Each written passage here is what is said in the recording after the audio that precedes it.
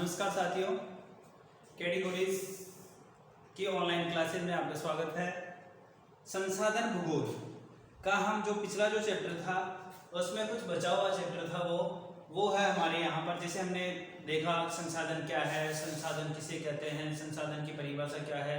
तो हमने पिछले क्लास में देखा कि कई सारे राइटर ने 3-4 परिभाषित कीजिए कि संसाधन किसे कहते हैं, तो परिभाषित कीजिए कि संसाधन किसे कहते हैं। तो ऐसा अगर प्रश्न बनकर के सामने आता है तो ऐसे प्रश्न के लिए हमें क्या करना पड़ता है कि परिभाषाएं देनी पड़ती है। अब इसके बाद में देखो संसाधनों का वर्गीकरण। अब संसाधनों का जो वर्गीकरण है वो 1, 2, 3 और 4, यानी कि पहला जो आधार है, यानी संसाधनों का हमने जो वर्गीकरण किया है उसका जो आधार है वो उत्पत्ति माना है। क्या माना है? उत्पत्ति माना है। तो उत्पत्ति के आधार पर हमने ये देखा कि संसाधन किसे कहते हैं, यानी कि उत्पत्ति के आधार पर संसाधनों का क्या वर्गीकरण है। तो ये चीज हमारे सामने उत्पत्ति के आधार पर हमने इसको 2 भागों में बांटा। एक तो होता है जीव और दूसरा होता है एक तो जीव और दूसरा सजीव।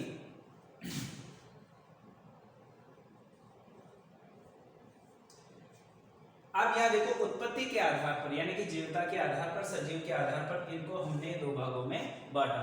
दूसरा जो आधार है वो क्या है? साम्यता के आधार पर नवीकरण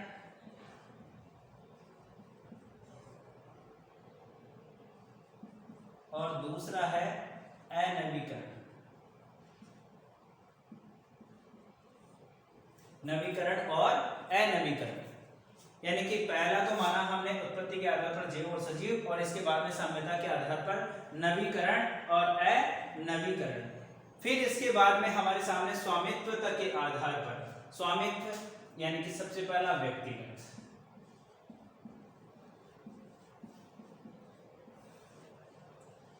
दूसरा सामुदायिक,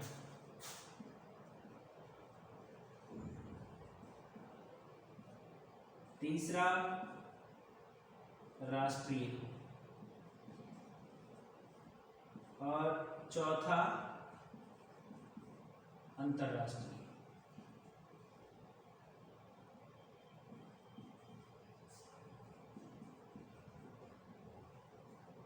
अंतरराष्ट्रीय यानी पहला उत्पत्ति के आधार पर, दूसरा साम्यता के आधार पर, तीसरा स्वामित्व के आधार पर और चौथा है हमारा विकास के आधार पर। विकास के आधार पर संभाव्य पहला, विकसित,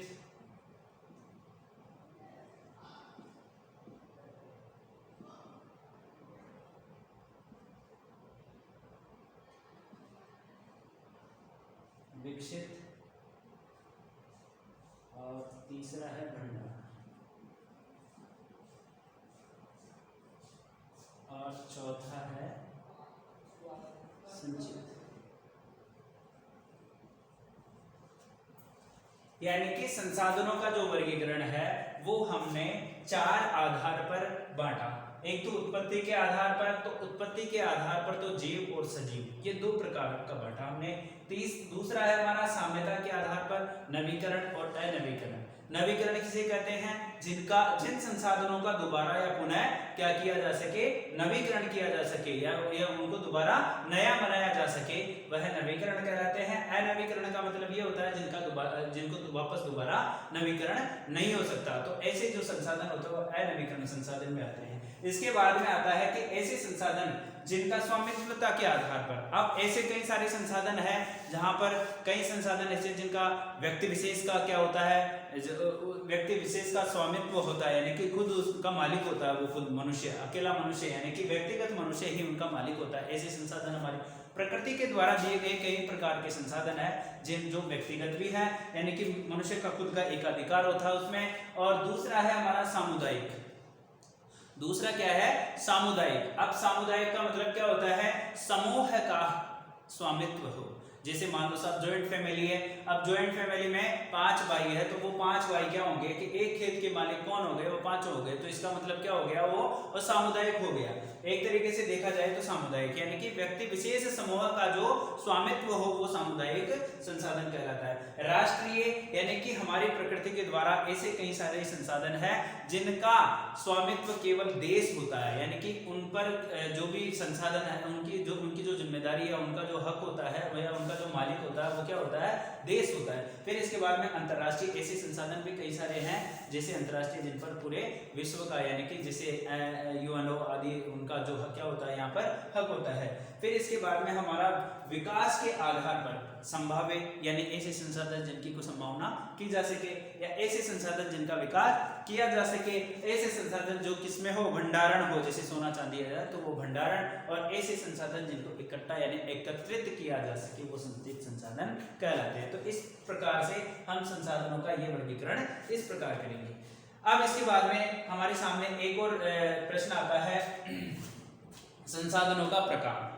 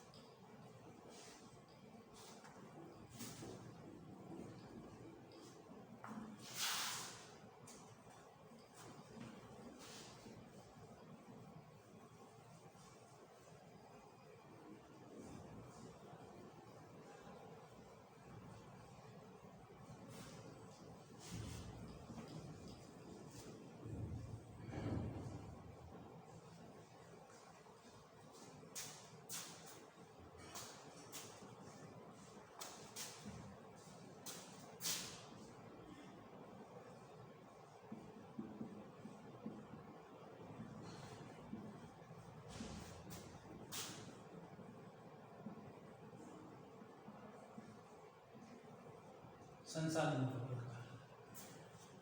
अब संसाधनों का प्रकार यानी संसाधनों को कितने प्रकार में बांटा गया है। पहला है प्राकृतिक,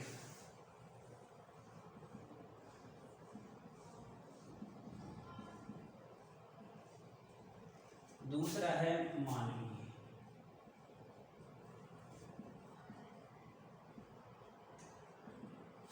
यानी ऐसे संसाधन जो प्रकृति के द्वारा प्रदत्त हो या ऐसे संसाधन जो मनुष्य के द्वारा बनाए गए हो। यानी प्राकृतिक संसाधन किसे कहेंगे,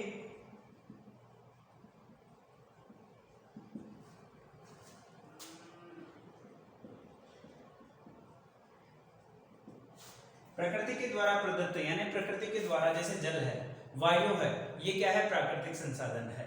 अब जैसे जी हमारा एक मकान होता है वो भी क्या होता है, एक संसाधन होता है। कंप्यूटर होता है वो भी एक क्या होता है, संसाधन। मोबाइल होता है वो भी क्या होता है, एक संसाधन होता है। अब मोबाइल क्या प्रकृति के द्वारा दिया गया थोड़ी है भाई, मोबाइल प्रकृति के द्वारा दिया गया थोड़ी है, यानी कि उसको किसने बनाया, मानव ने। तो वो कौन सा संसाधन होगा, मानवीय संसाधन होगा। और जैसे हमारा जल, वायु है, हवा, ये क्या है, ये प्राकृतिक संसाधन है, ये प्रकृति के द्वारा दिए गए हैं। अब इनको भी हमने क्या किया, दो भागों में बांट दिया, नवीकरण और अनवीकरण।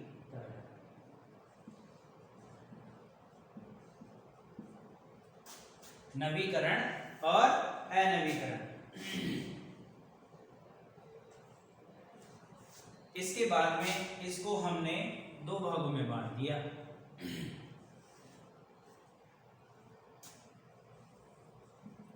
सतत या प्रवाह, सतत या प्रवाह, और एक ये है जीव। इसमें होता है जल और वायु, जल और वायु। और इसके दो हैं प्राकृतिक वनस्पति, प्राकृतिक वनस्पति और वन्यजीव।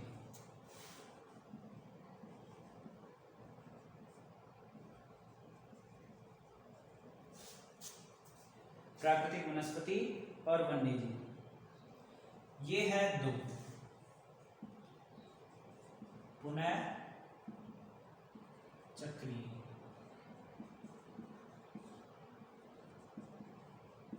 पुनः चक्रीय धातु, पुनः चक्रीय धातु। अब पुनः चक्रीय क्या है? धातु। और ये क्या है? अचक्रीय,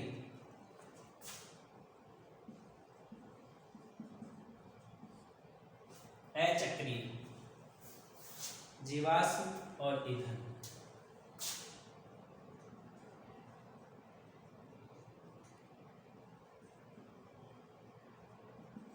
जीवाश्म और ईंधन, पुनः चक्रीय धातु और अचक्रीय जीवाश्म या ईंधन। अब यहां देखो प्राकृतिक संसाधन, जो प्रकृति के द्वारा दिए गए संसाधन होते हैं उनको हमने नवीकरण और अनवीकरण, यानी कि ये तो नवीकरण संसाधन है, इनका तो हम नवीकरण यानी इनसे हम दूसरी वस्तु या दूसरा संसाधन बना सकते हैं, यानी कि जल और वायु से दूसरा संसाधन बनाते हैं। प्राकृतिक वनस्पति से कई सारी दूसरी वस्तुएं बनती है, तो वन्य जीवों से कई सारी दूसरी वस्तुएं बनती है। तो यानी कि प्राकृतिक वनस्पति और वन्य जीव, तो ये तो क्या है? नवीकरण, यानी कि ऐसे संसाधन जिनका नवीकरण किया जा सकता है और ऐसे संसाधन जिनका नवीकरण नहीं किया जा सकता, जिसे पुनः चक्रीय धातु, यानी कि इसके द्वारा हम पुनः चक्रीय यानी दोबारा चक्र, और ये क्या है? अचक्रीय, यानी कि इनका कोई चक्र नहीं है, जीवाश्म है, ये ईंधन है, एक बार जलने के बाद में बिल्कुल नष्ट हो जाते हैं। तो ये हमारी क्या है?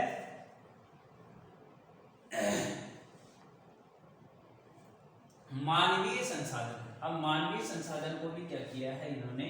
दो भागों में बांटा है। मानवीय संसाधन को भी क्या किया इन्होंने? दो भागों में बांटा है, संरचनाएं और संस्थाएं।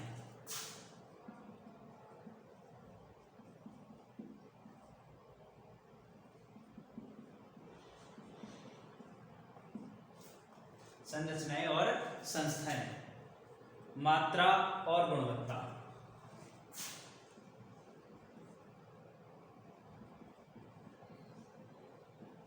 मात्रा और गुणवत्ता।